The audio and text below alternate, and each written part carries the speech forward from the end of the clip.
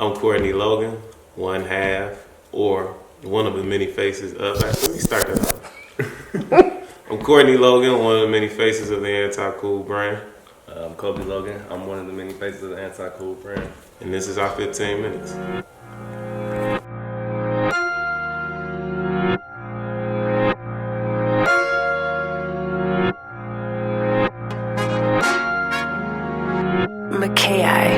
Drop.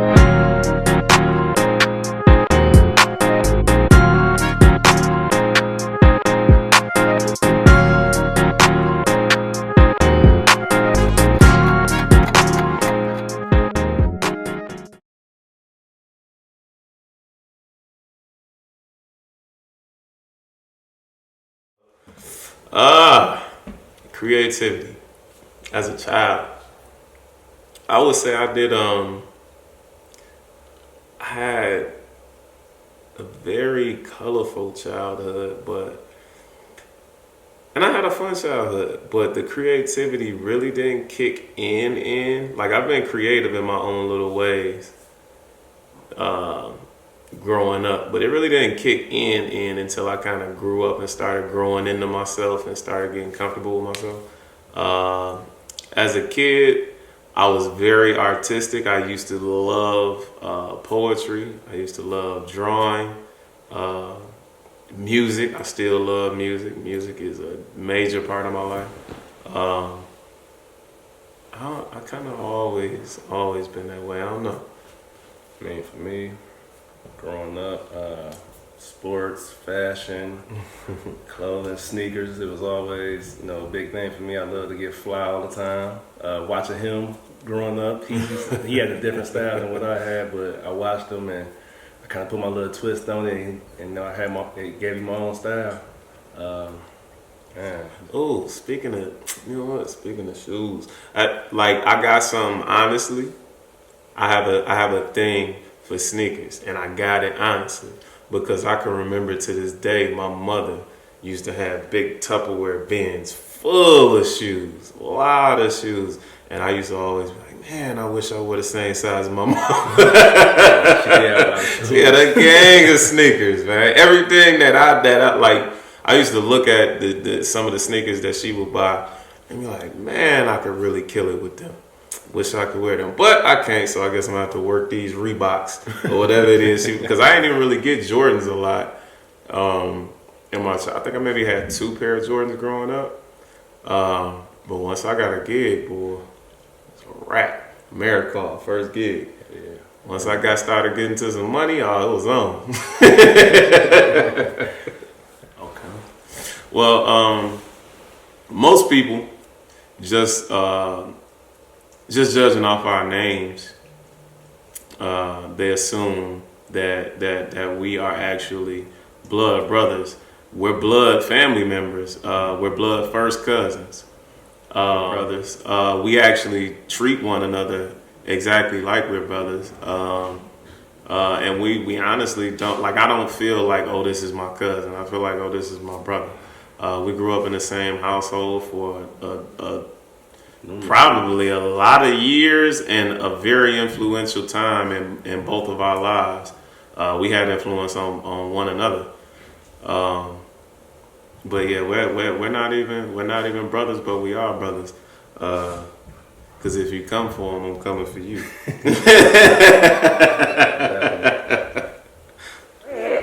But she made sure I had whatever. I never had to, search for stuff, or she spoiled me. I ain't gonna sit there and act like she didn't. She gave me everything I wanted. Even when I got a job and all that, she still made sure she was buying me clothes, shoes, feed me, all that. My dad, he played an influential part of my life also. He wasn't there physically, but he made sure he came around, took me on trips every summer or did things like that. Broke me off with a little couple dollars every once in a while, but my mom, she made sure she held it down for me. She was really the mom and the dad, and I can't thank her enough for that at all. Although I yelled Preston Heights a lot, we grew up on the hill for probably till I was about 8 years old, something like that. I also lived in Evergreen for a little while. I remember that vividly as well because I used to have leg aches, growing pains. But yeah, for a little while, it was just me and my mom. And we had a very close we have a very close relationship. And when my baby brother and baby sister were born, nothing changed. We still had a very close relationship. My stepfather had played a major part in my life. I believe that a lot of my wanting to know how to do things myself, like when it comes to fixing things and building, I think a lot of that comes from him. Because I remember him using to have to force me to come help him work on his car and his truck and whatnot. And I used to hate it. But some of that stuff I remember, it pops up in my head at sometimes. And even like fixing shit, like just certain stuff around the house, like shingles on the roof and things of that nature. I remember doing a lot of that stuff with my stepfather. So he definitely played a major part in my life. My grandfather, though, that was my father until he passed in 96. But my grandfather was my father. That's who I identified with as being my father for a very long time.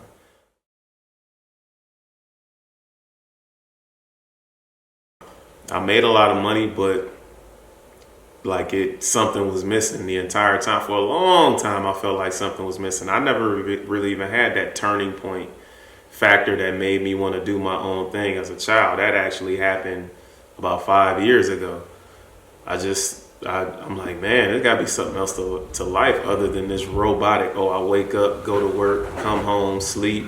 Wake up, go to work, come home, sleep, and then hopefully I can squeeze in some time to do the things that I want to do or make up for lost time. Like, nah, I got tired of that. That just wasn't for me anymore. So I decided to take a leave and dive in the deep end and try to figure out how to swim. And I'm swimming. About 4 years ago, it was around the holiday time, and I lost the job I had that I was with for about 4 years. I was kind of devastated. I got kids and all. I didn't know what I was going to do, how I was going to take care of them, how I was going to make sure they had whatever they had for the holidays, or just pay bills from month to month, period. And at that point, I'm like, I don't want to put my life in someone else's hands, and they can just get rid of me at any time, like I'm disposable. So I said I could start taking the energy and put it towards my own brand or my own goal in life, which is to start a clothing brand, and it's pretty much what I did. One another, Dr. Donmonte Moore. I was having a conversation with her, and she asked me what would I do if I had to do something for the rest of my life without money being attached to it, just for the passion and the fun of it. What would it do? What would it be? And I said, well, if I had to do that, it would be clothing, but I can't do that because I need to supply a need. And once I said that, she was like, what are you talking about? What do you mean you're not supplying it? People have to get dressed. That's a need. And I was like, oh. She said that was like a light bulb went on. I'm like, okay, you know what? Okay, full speed ahead then. And I kind of took off from there. I really had no blueprint or didn't know really how to even do it. I just started doing things that I felt like needed to be done, and Colby jumped in, and he was actually still working on his own brand. That's one thing people don't realize. Like the Anti-Cool, that's us. That's a community project. But we are also working on brands separately, exclusive of one another. They're still going to be involving one another, but not. It's going to be more exclusive. But that's really how we landed. Like, he was working on his thing, I was working on mine. He was getting frustrated with his, I was getting frustrated with mine. And we came together like, man, let's do this thing together, man. I think it'd be easier if we do it together. And it has been. It's proved to be the one of the better choices that I've made. And trying to do stuff by yourself is way more difficult than what you think. So if I can, have someone else that I can bounce things off of, that can give me insight, and we can, come together and make it happen. I mean, I'm all for it. Let's do it. Two is always better than one. So we did that, and now we're here with the Anti-Cool.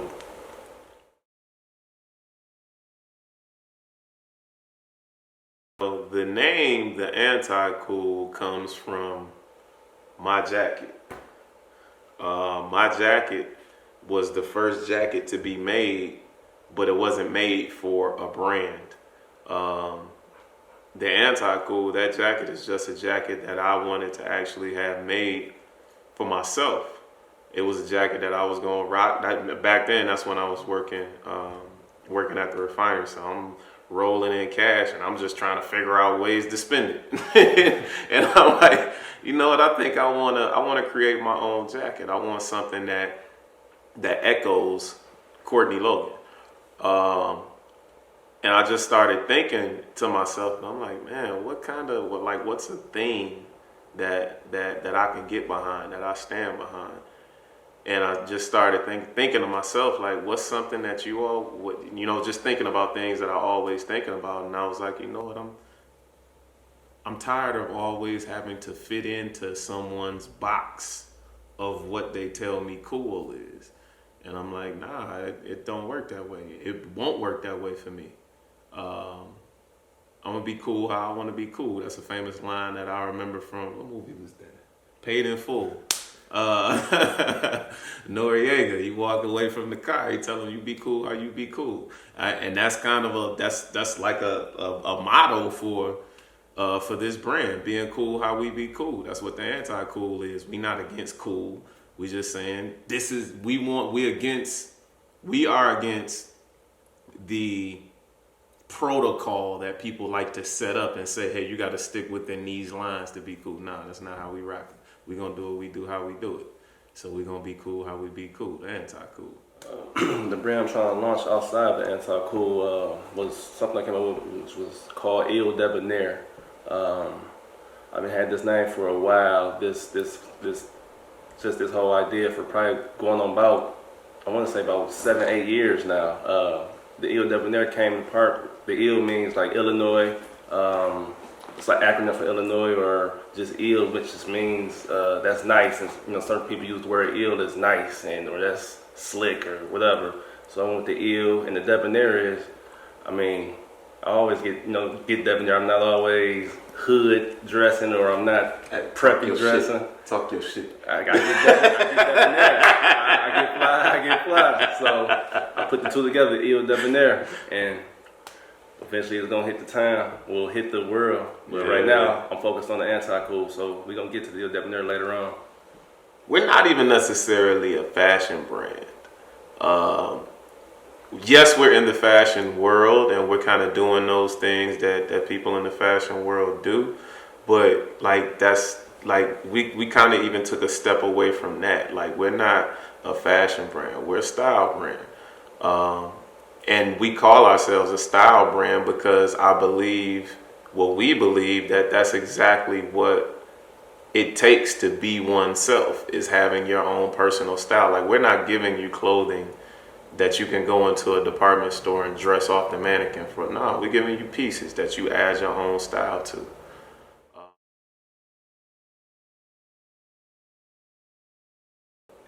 One of the other things that I would say I personally deal with is having to get myself out of the way.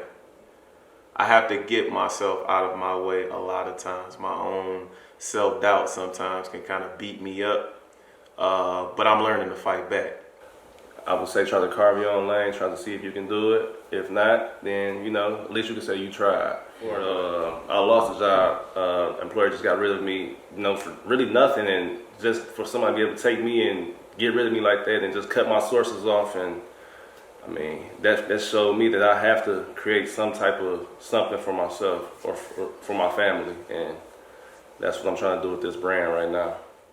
Not being able to see the people who I looked up to make mistakes, not being able to see them come back from those mistakes, not being able to see them make missteps, and to be able to own it and rewrite it and fix it and whatever. Like, not being able to see that kind of hindered me. Like I said, I may have been able to see that if I didn't hold my mother in such high esteem. But like I said, at one point in time, my mother was my hero, so she did no wrong. Literally no wrong in my eyes. But yeah, like that was one of the handicaps for me. So my obligation to those coming up under me is to maintain my integrity to myself, to be honest with them about who I am, who I've been, and who I'm going to be. And to be honest with them even when I make mistakes, and to be able to come back and say, hey, you know what, I dropped the ball. You can go down that road, but you seen what I did. You might be able to do better, but I don't know. Go ahead, try. But you might want to take this route. And I'm not even directing people in paths. Like I'm literally I'm living. And if you're able to piece something together off of you watching my life, hey, that's a blessing.